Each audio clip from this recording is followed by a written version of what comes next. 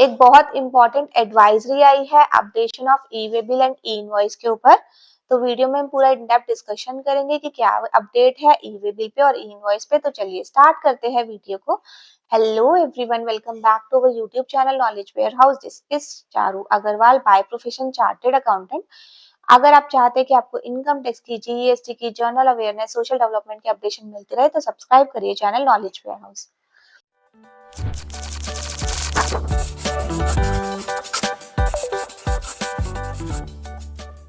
मैंने जीएसटी के पोर्टल को ओपन कर लिया है, तो मैं यहाँ पर न्यूज एंड अपडेट में आती हूँ। तो 17 दिसंबर को बहुत इंपॉर्टेंट एडवाइजरी आई हुई है, तो यहाँ पर मैंने ओपन कर ली है। Advisory on update to e way bill and e invoice system. तो ये जो ई वे बिल और इनवॉइस सिस्टम में जो अपडेशन वर्जन है वो इफेक्टिव हो रहा है 1 जनवरी 2025 से। तो देखते हैं कि क्या क्या अपडेशन है। मल्टी फैक्टर अथेंटिकेशन, तो one of the key changes involve implementation कर रहे हैं मल्टी फैक्टर अथेंटिकेशन का। करंटली अभी हम सिचुएशन डिस्कस करते हैं। करंटली क्या हो रहा है, जो मल्टी फैक्टर अथेंटिकेशन है, जिसमें क्या चाहिए होता है कि आप जब लॉग इन करोगे तो आपको यूजर नेम एंटर करना है, पासवर्ड एंटर करना है और ओटीपी भी एंटर करना है। वो जो ओटीपी जो आपके रजिस्टर्ड मोबाइल नंबर पे जाता है या फिर संदेश ऐप पे जाता है या फिर किसी और प्लेटफॉर्म पे जाता है। तो मैंडेटरी किस multi factor authentication currently mandatory उन टैक्स पेयर के लिए है जिनकी जो एनुअल एग्रीगेट टर्नओवर जो है वो 100 करोड़ से ज्यादा है। और ये कब एप्लीकेबल हुआ था, 20 अगस्त 2023 से। और ऑप्शनल किन के लिए है, जिनकी जो एनुअल एग्रीगेट टर्नओवर है 20 करोड़ से ज्यादा है 11 सितंबर 2023 से। तो 20 अगस्त से किन टैक्स पेयर के लिए मैंडेटरी हो गया, जिनकी एनुअल एग्रीगेट टर्नओवर जो है वो 100 करोड़ से ज्यादा थी। और 11 सितंबर से ऑप्शनल हुआ था उनके लिए, उन टैक्स पेयर के लिए जिनकी एनुअल एग्रीगेट टर्नओवर जो थी वो 20 करोड़ से ज्यादा थी। करंटली हमारी ये सिचुएशन है। अब चेंजेस क्या हो रहा है, चेंजेस के बारे में डिस्कस करते हैं।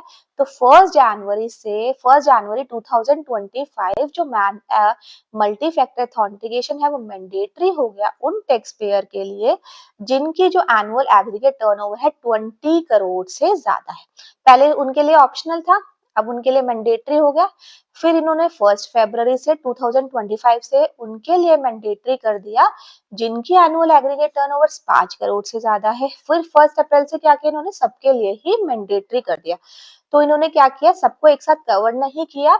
इन्होंने 1 जनवरी से थोड़े से टैक्स पेयर को कवर किया, 1 फरवरी से फिर थोड़े से और टैक्स पेयर को कवर किया एंड देन 1 अप्रैल से इन्होंने सबको ही कवर कर दिया कि आपको मल्टी फैक्टर अथेंटिकेशन करनी पड़ेगी।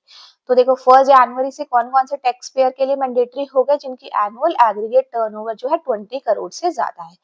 1 फरवरी से किनके लिए मैंडेटरी हो गया, जिनकी एनुअल एग्रीगेट टर्नओवर जो है 5 करोड़ से ज्यादा है। और 1 अप्रैल से किनके लिए मैंडेटरी हो गया, सारे ही टैक्स पेयर और यूजर को इन्होंने कवर कर लिया। देन जो टैक्स पेयर है उनको एनकरेज किया जा रहा है कि वो एक्टिव करे और स्टार्ट करे मल्टी फैक्टर ऑथेंटिकेशन को जल्दी से जल्दी। और डिटेल इंस्ट्रक्शन अवेलेबल है ई इनवॉइस और ई वे बिल के पोर्टल पर भी। और एडवाइस किया जा रहा है जो आपका अपना मोबाइल नंबर है वो अपडेटेड कर लो जीएसटी पे। क्यों अपडेट कर लो, क्योंकि आपके वहां पर आपका जो है वो ओटीपी आएगा। तो अगर आपका अपडेटेड नहीं होगा मोबाइल नंबर तो आपको जो है वो ओटीपी जो है वो मिल ही नहीं पाएगा। तो वहां पर आप अपना नंबर एक बार चेक कर लो, रीचेक कर लो, अपडेट कर लो कि वो ठीक तो है। वो आप उसका एक्सेस कर सकते हो कि अगर उसके ऊपर ओटीपी आएगा तो आप इजीली जो है वो एक्सेस कर सकते हो और आप उसको एंटर कर सकते हो जब भी आप लॉग इन करोगे ई वे बिल या इनवॉइस के लिए। नेक्स्ट जो चेंज आया वो आया restricting the period of e way bill generation from date of base document.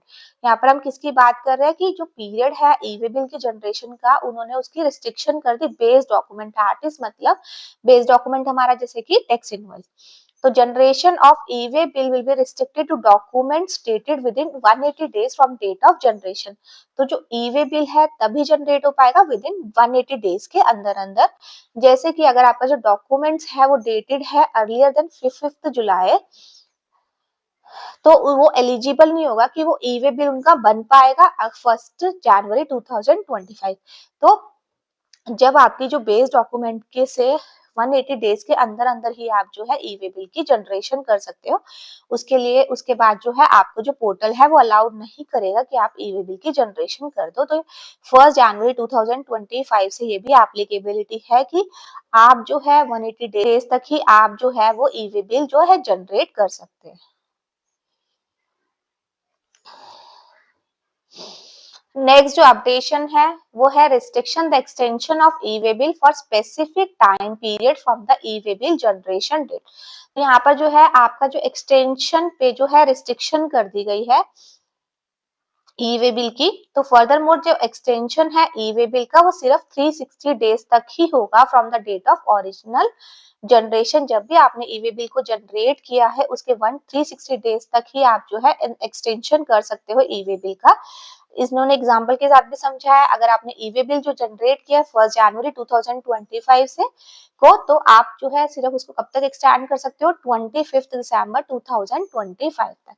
तो ये भी आपको ध्यान में रखना है। तो फुली आपको ये जो ई वे बिल और ई इनवॉइस की अपडेशन है वो समझ आई होगी। तो आज की वीडियो में इतना ही, मिलते हैं नेक्स्ट वीडियो में। अगर इस टॉपिक पे आपके कुछ डाउट्स है तो मुझे कमेंट बॉक्स में भी डाल सकते हैं, मेल भी कर सकते हैं, मैं डेफिनेटली आपकी क्वेरी रिजॉल्व करूंगी। प्लस अगर आप चाहते हैं कि आपको इनकम टैक्स की, जीएसटी की, जनरल अवेयरनेस, सोशल डेवलपमेंट की अपडेशन मिलती है तो सब्सक्राइब करिए channel knowledge warehouse. Thank you.